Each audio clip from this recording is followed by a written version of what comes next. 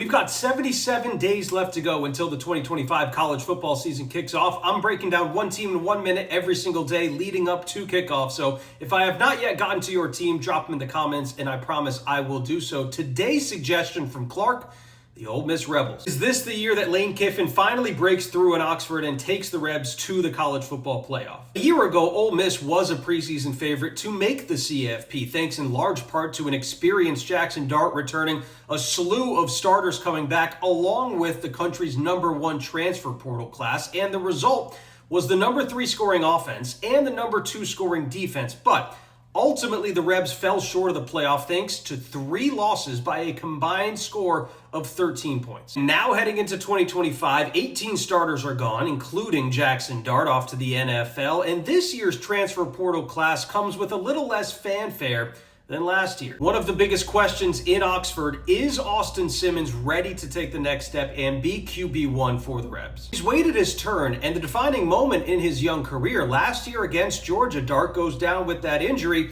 and Austin Simmons is the guy that leads them down the field to a clutch touchdown drive in that upset win over the Bulldogs. 4 offensive linemen are gone from last year's team, along with Trey Harris and Jordan Watkins, 2 key wide receivers for the Rebs in 2024. But in traditional Lane Kiffin fashion, he jumped into the portal, 5 receivers coming in with a combined total of 2,700 receiving yards and 20 total touchdowns in their respective careers. The offense got a lot of attention last year, and rightfully so, but the defense was #1 in the country in sacks and tackles for loss. The bad news is quite a few of those guys are gone, so defensive coordinator Pete Golding will have to utilize some of the players they brought through the portal, namely Princewell Umanmielen filling in for his older brother and Deshaun Womack coming over from LSU. At least on paper, this year's team doesn't carry as much hype as last year's team did, but that doesn't necessarily mean this year's team won't be better than last year. Schedule is about as friendly as it gets for an SEC schedule, and yes, Ole Miss does have to go on the road to Georgia and to Oklahoma.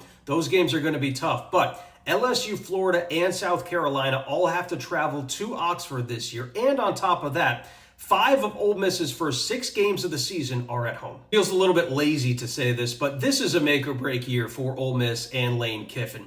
He's got the talent, he brought in the recruiting classes, he certainly has helped himself out through the transfer portal, and the schedule, like we just mentioned, is about as good as it gets. So, can Ole Miss make the college football playoff this year and make some noise once they get there? We'll find out. 77 days left to go until Kansas State and Iowa State kick it off in Dublin, Ireland. Again, we're doing one video in 1 minute every single day breaking down a team. If you'd like me to get to your team, please leave them in the comments and I will be sure to do so.